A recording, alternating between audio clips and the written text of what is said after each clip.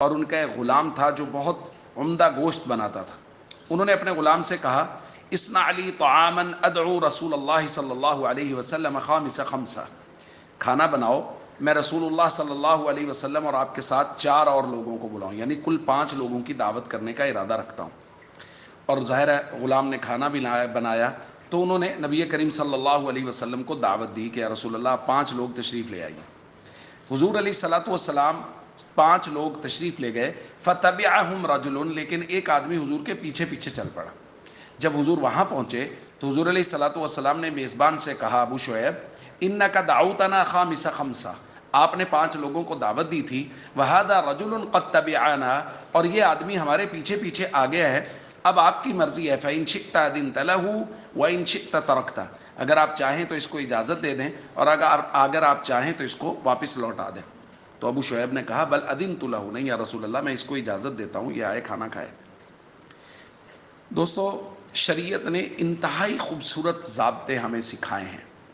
ایک طرف کہا گیا ہے اگر کوئی دعوت دے تو اس کی دعوت کو ٹھکراؤ نہیں، قبول کرو۔ دوسری طرف کہا گیا ہے کہ بغیر دعوت کے کسی کے یہاں نہ جاؤ، بلکہ یہاں تک نبی کریم صلی اللہ علیہ وسلم نے فرمایا من دخل علی غیر دعوت دخل سارقا وخرج مغیرا، جو آدمی بغیر دعوت کے کسی کے ہاں چلا گیا تو وہ داخل ہوا چور بن کر، اور کھانا کھا کے جب وہ نکلا تو وہ ڈاکو بن کے نکلا، یہاں تک وعید بیان فرمائی ہے۔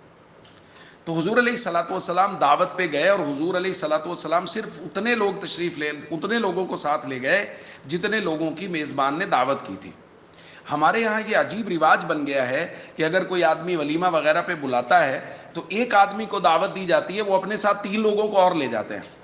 بھائی اس بات کی شریعت اجازت نہیں دیتی۔ ہاں اگر ایک آدمی کو پتہ ہے کہ یار فلاں صاحب کو دعوت دوں گا تو ان کے ساتھ ان کا ڈرائیور ہے، ایک آدھ اور آدمی ہے، تو وہ اس کا ان کو ذہن میں ہوتا ہے۔ لیکن ہمارے یہاں یہ ہوتا ہے کہ عام طور پہ جو آدمی عموماً اکیلا سفر کر لیتا ہے، اکیلا کسی جگہ چلا جاتا ہے، جب وہ ولیمے پہ جاتا ہے تو 2 لوگوں کو اور ساتھ لے جاتا ہے۔ بھائی شرعاً بھی اس کی اجازت نہیں ہے اور اخلاقی طور پہ بھی اس کی اجازت نہیں ہے۔ ظاہر ہے میزبان نے اسی حساب سے انتظام کیا جس حساب سے دعوت نامے لکھے ہیں۔ اگر ہر دعوت نامے والا اپنے ساتھ ایک اور آدمی کو لے آئے گا تو منتظم نے جو انتظام کیا ہے وہ انتظام کم پڑ جائے گا اور اس کو شرمندگی اٹھانا پڑے گی۔ اور حضور نے کیسا عمدہ ضابطہ دیا کہ ان سے پوچھا کہ بھائی ایک شخص اضافی آ گیا آپ کی دعوت سے، اگر آپ چاہیں تو اجازت دیں اور اگر آپ چاہیں تو یہ واپس جائے۔ تو اس لیے ہم سب کو چاہیے ان شرعی اصولوں کا جو معاملات کے متعلق ہیں ضرور بضرور خوب خیال کریں۔ السلام علیکم ورحمۃ اللہ وبرکاتہ۔